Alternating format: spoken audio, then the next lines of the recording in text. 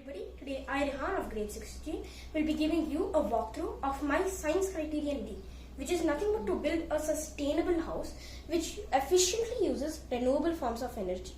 So the name of my house is Vita, which translates to life in Latin. So let's first look at the architectural structure of Vita. So this house is east facing, and the walls, instead of going with RCC framework, I have chosen to go with baked mud bricks, which are far more durable and sustainable than the regular toxic cement. This will be plastered with POP instead of paint to again avoid toxicity. I will have limestone flooring, which through its unique beauty and natural sustainability is a far better option than concrete. I have tons of green pockets, which are nothing but indoor plants, and through the power of transpiration, these plants will cool down the entire house. As you can see, there is sufficient ventilation, and as this house is east facing, there will be sufficient sunlight available.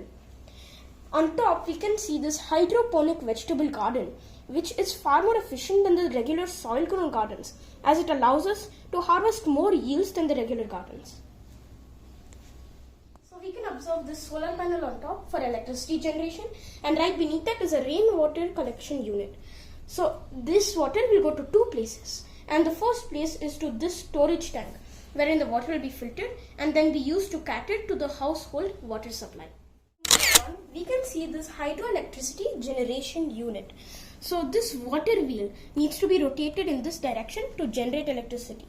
So you can see that when I rotate it, this LED lights are lighting up, meaning it's generating electricity. So there are two sources for the water. First being this rainwater, which will fall in and rotate the turbine. And the second being the storage water tank, which will have the wastewater from the RO purifier and the AC outlet water.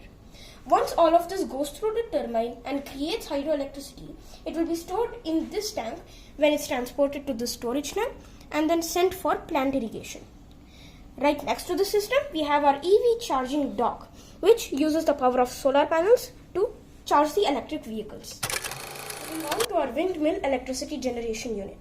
As you can see, when I rotate this pulley, the LED lights in the back are lighting up. This electricity can be used to cater to the household's electricity needs. Moving on to our biogas unit, this has the biomass digester, which uses the organic matter from the cattle and the farm to produce biogas, which is flammable and will be used for the cooking purposes. Moving on to our underground storage cellar. Do keep in mind that this is the ground level and this underground storage cellar is underground or in the basement. So the specialty is that though it may be around 45 degrees outside, it will always maintain a low internal temperature of 25 degrees Celsius.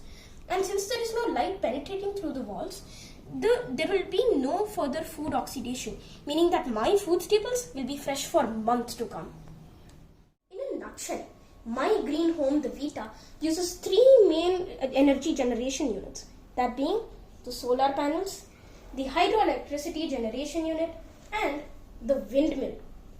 For the fuel purpose, I am using my biogas unit, and my green home eliminates the two main culprits. Yup, you guessed it, the refrigerator and the air conditioner. My refrigerator is replaced by the underground storage unit, and the air conditioner is replaced by the natural architecture and the beautiful green pockets.